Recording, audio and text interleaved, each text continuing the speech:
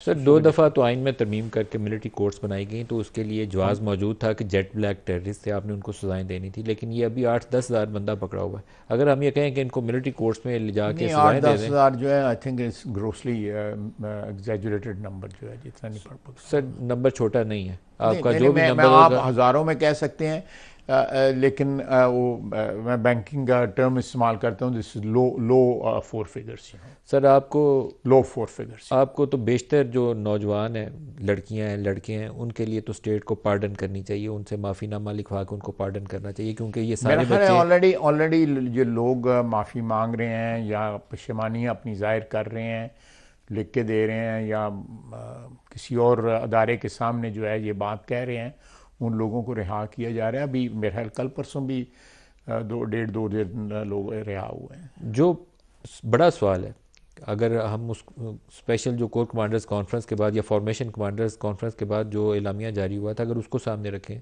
उससे ये तासुर मिलता है हमें कि ये एक प्लान कॉन्स्पिरेसी थी, म्यूटनी थी। उसके पीछे तो फिर अंदर से अनासर मुलवस होंगे अदारे के अंदर भी। जब तक वो ट्रांसपेरेंटली मिलिट्री कोर्ट्स के अंदर उन लोगों का केस सज़ा के अमल से नहीं गुजरता, तो बाकी अमल को डिस्कस करना आसान काम नहीं है। मैं आपसे इत्तेफाक करता हूँ, और मेरा ख्याल है कि ये it won't take too long, ये सारी जो आपने सवाल पूछे उसके जवाब मिल जाएंगे। इसलिए मैं पहले जवाब देना जो है ना, एक किस्म की स्पेकुलेशन होगी। मेरे पास कोई ऐसी कॉन्क्रीट इन्फॉर्मेशन नहीं है कि मैं आपके साथ जो है। क्या वज़ीर दिफा की हैसियत से आप समझते हैं कि 9 मई जो भी फसादात का एक फोकस था या टारगेट था, वो आर्मी चीफ की ज़ात थी? मैं समझता हूँ कि आर्मी चीफ की ज़ात जो है ना, वो से ज़्यादा जो है ये फ़ौज की इंस्टीट्यूशन को टारगेट किया गया। अब मैं उसको आर्गूमेंट उसके जो जो भी मेरी समझ के मुताबिक है कि थ्रू आउट इवन टुडे उन्होंने पॉलिटिकल जो कंपोनेंट हैं या पॉलिटिकल एलिमेंट्स जो हैं, जिस तरह 12 पार्टी हम हैं या कोई और पॉलिटिकल एलिमेंट्स हैं, उनकी किसी स्टेज पे इमरान खान ने बात नहीं की। उन्होंने कहा ये मैं बात करनी है तो मैंने पीपल हु मैटर, मैं उनसे बात करूंगा। यही आर्गूमेंट उनका आ रहा है ना पिछले कई महीनों से। नॉट इवन वंस उन्होंने कहा हो कि जी कि ये हुकूमत जो है, मैं वो कहती मैं मानता ही नहीं हूँ, तो मैं उनसे बात करूंगा जो लोग मैटर करते हैं। तो जब एक शख्स जो है ये कह रहा हो, और फिर मैं समझता हूँ कि वो, तो उसने इंस्टीट्यूशन को टारगेट किया ना। इंस्टीट्यूशन जो है उनके लिए सही थी जब तक वो उनके मफादात का तहफ़्फ़ुज़ कर रही थी, उनके लिए बिल्कुल सही थी।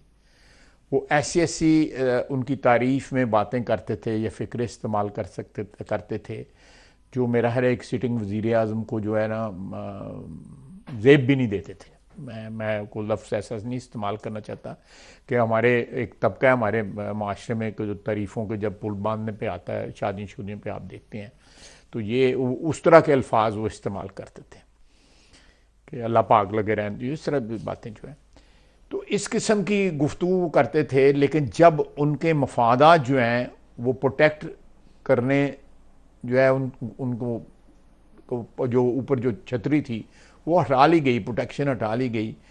तो इसका मतलब है कि अगर फ़ौज के अदारे का भी रिस्पेक्ट है तो अपने मफादात के हवाले से है, अगर मुल्क का भी जो है मोहब्बत जो है तो वो भी अपने मफादात के हवाले से, सियासत है तो वो भी अपने मफादात के हवाले से। जब रेफरेंस पॉइंट जो है उनकी अपनी ज़ात है, तो जो आप कह रहे हैं, मैं समझता हूँ कि it's not the individual only, ये आर्मी चीफ ओनली।